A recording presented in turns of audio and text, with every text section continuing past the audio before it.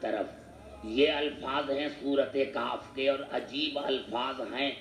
قل حل ننبئکم بالاخسرین اعمالا، میرے حبیب کہہ دو کہ میں تمہیں بتاؤں کہ تم عملوں کی وجہ سے نقصان میں ہو، یعنی جتنا زیادہ عمل اتنا زیادہ نقصان۔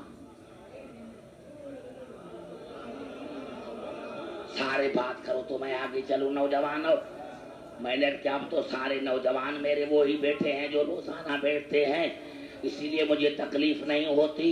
قل کہہ دو میرے رسول، حل سوالی نشانہ، قل حل ننبئکم بالاخسرین اعمالا، میرے رسول کو کہہ دو کہ کیا میں تمہیں بتاؤں تم اپنے عملوں کی وجہ سے گھاٹے میں ہو، جتنا زیادہ عمل زیادہ نقصان۔ قبلہ اگر آیت یہاں تک ہو جاتی بچوں نوجوانوں تو کہتے کہ عبدالحکیم نے ترجمہ غلط کیا ہے، لیکن آیت آگے چلی، الذین ضل سعیہم فی الحیات الدنیا وہم یحسبون انہم یحسنون صنعا، اللہ نے فرمایا انہوں نے اتنا عمل کیا ہے، رات دن عمل کرتے ہیں، رات دن عمل کرتے ہیں، عملوں میں کوئی کوتاہی نہیں کی، کوئی سستی نہیں کی، اور وہ یہ سمجھ کر عمل کرتے ہیں کہ جو کرتے ہیں وہ صحیح ہے۔ پتہ چلا عمل بھی زیادہ، رات دن عمل، سستی بھی نہیں کرتے، اور یہ سمجھ کر کرتے ہیں کہ جو عمل کرتے ہیں وہ صحیح ہے۔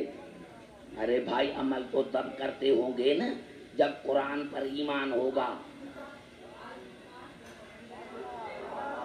رسول پر ایمان ہوگا، اللہ پر ایمان ہوگا، تب تو عمل کرتے ہوں گے نا۔ اب اللہ نے فرمایا اولئک الذین کفروا بآیات ربہم ولقائہ، لیکن میرے حبیب یہ ہیں کافر، کیونکہ یہ میرے آیتوں کا انکار کرتے ہیں۔ بڑا جملہ، پوری آیت میں نے نہیں پڑھی، لیکن میرے حبیب یہ ہیں بڑے کافر، کیونکہ یہ میرے آیتوں کا انکار کرتے ہیں۔ اب مسلمان خود سوچے، جو میں نے پہلے 2 آیتیں پڑھی، کہ کیا میں رسول تمہیں بتاؤں کہ تم عمل کی وجہ سے خسارے میں ہو، اور اللہ نے فرمایا عمل اتنا کرتے ہیں، اتنا کرتے ہیں کہ عمل کرنے میں کی کوتاہی نہیں کرتے، کوئی سستی نہیں کرتے، اور یہ سمجھتے ہیں کہ جو ہم عمل کرتے ہیں وہ صحیح ہے۔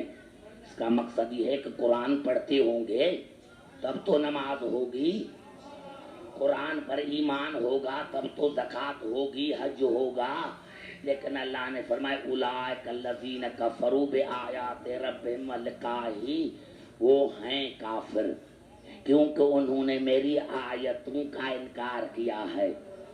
اب پتا چلا کہ یہ آیتیں قرآن والی آیتیں نہیں ہیں، یہ آیتیں وہ ہیں جن کو اللہ نے کہا ہے کہ ہر موصوف کے وجود آیت ہے۔